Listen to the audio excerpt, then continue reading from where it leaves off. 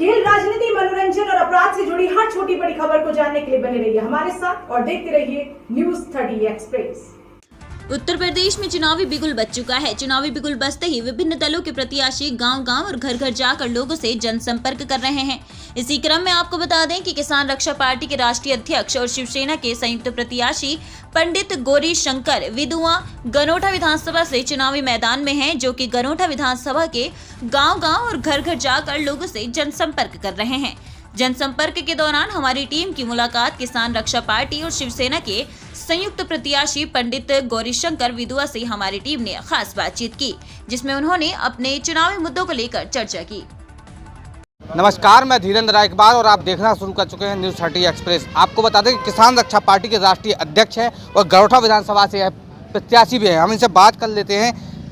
सबसे पहले नाम क्या है आपका? जी, मेरा नाम गौरीशंकर विदुआ है। मैं 225 गनोटा विधानसभा से मैं प्रत्याशी हूँ। किसान रक्षा पार्टी का गठन 1 वर्ष पहले हुआ। अभी तक हम लोग अराजनीतिक काम करते थे, अराजनीतिक आंदोलन हुए। पहले तो सुन लेती थी सरकारें और नेता और अधिकारी, लेकिन वर्तमान में ना अधिकारी सुन रहे हैं ना नेता सुन रहे हैं। 1 वर्ष हम लोग दिल्ली में रहे, वहाँ 750 किसानों ने अपनी आहुति दे दी, शहीद हो गए वहाँ। उसके बाद भी नहीं सुनी गई। 2 चीज़ों का वायदा किया था कि हम 3 कृषि बिल वापस ले लेंगे और MSP को कानून बनाएंगे। तो हम लोगों ने जब ये वापस लिया 3 कृषि बिल, तो हम लोगों ने आंदोलन ख़त्म कर दिया। उसके बाद ये जो MSP की बात थी, अब वो मुकर रहे हैं। कहने का मतलब मात्र इतना है कि हम लोग आंदोलन करते हैं, हमारे ऊपर इल्ज़ाम लगाए जाते हैं कि हम देश के गद्दार हैं, हम ये हैं वो हैं, क्योंकि हम राजनीतिक थे। और आज सबसे कमज़ोर नस होती है पार्टियों की वोट। वो हमारा पेट काट रहे हैं, हमारी योजनाएं वो लोग खा रहे हैं। अब अपने किसानों की सुरक्षा करने के लिए, उनको उनका हक दिलवाने के लिए हम लोगों ने राजनीतिक पार्टी का गठन किया है। अब हम लोग विधानसभा में जाएंगे, हम लोग लोकसभा में जाएंगे। सबसे पहले सवाल, आपकी पार्टी का नाम किसान रक्षा पार्टी है। अगर आप कहीं यहाँ से जीतते हैं तो किसानों के लिए क्या अहम मुद्दे होंगे? अहम मुद्दे यहाँ पे देखिए, संसाधन नहीं मिलते हैं यहाँ। पानी, बिजली, खाद और पानी और जो छुट्टा जानवर हैं, उनकी अगर व्यवस्था सरकार कर दे तो यहाँ का किसान संपन्न हो जाएगा। दूसरा ये है कि जो हमारा अनाज है, जो माल हमारा है और दाम तुम्हारा है, ये नहीं चलेगा। हमारा माल तो हमारे हिसाब से उसके दाम भी होना चाहिए। हम लोगों को जब संपन्न तब होंगे जब यहाँ से भ्रष्टाचार खत्म हो जाएगा, हमें हमारी समस्याओं का समाधान हो जाएगा, हमें हमारी जो योजनाएं आती हैं वो मिलने लगेंगी। हमें पानी की व्यवस्था, ना यहाँ पानी की व्यवस्था कोई है, ना यहाँ जब बिजली हमें आवश्यकता होती है सिंचाई के टाइम, ना जब भी बिजली कटौती होती है। खाद की स्थिति आप देखें, 400 रुपये की बोरी को 1200 रुपये का कर दिया, डीजल 50-60 रुपये का 80-90 रुपये कर दिया। तो ये लागत तो बढ़ गई है, लेकिन हमारा जो मूल्य है, कृषि मूल्य है, जो खेती किसानी जो गल्ले का मूल्य है, वो वही है 1940 रुपये। और 1940 रुपये में भी MSP पे हमारा बिकता नहीं है, मात्र 6% बिकता है। बाकी हमारे बिचौलिए ले जाते हैं। बाकी हम लोगों को 14 और 15 रुपये गेहूं का मूल्य मिलता है। तो इन सब मुद्दों को लेके हम लोग अब विधानसभा में जाएंगे, और अगर हमें किसानों का आशीर्वाद मिला और यहाँ के व्यापारियों का आशीर्वाद मिला तो किसानों की लड़ाई में लड़ूंगा। किसान जब संपन्न होगा तब यहाँ गुलजार होंगे बाजार, नहीं तो यहाँ पे और कोई उद्योग नहीं है। किसानी क्षेत्र है। आप विधानसभा में लगातार भ्रमण कर रहे हैं। भ्रमण के दौरान किसानों का कहें, लोगों का कहें या व्यापारियों का, कैसा रुझान आपको?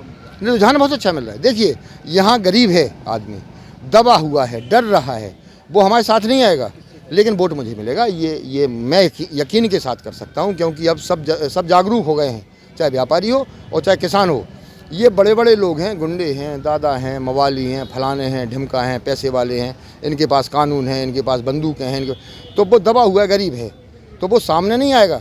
लेकिन सुन्न है। और एक बात और बता दूं यहाँ उत्तर प्रदेश की, कि जब यहाँ किसान सुन्न होता है तो परिवर्तन बड़ा आता है, और यहाँ परिवर्तन आएगा और 100% आएगा। हमें अच्छा सपोर्ट मिल रहा है व्यापारियों का भी और किसानों का भी। यहाँ के एक विधायक थे जो किसानों की बात करते थे, उन्होंने भी चुनाव लड़ा, तो कहीं उन्हीं के आधार पर आप भी चुनावी मैदान में? देखिए, उनकी ये मजबूरी है कि किसी भी पार्टी में किसानों का मुद्दा नहीं है।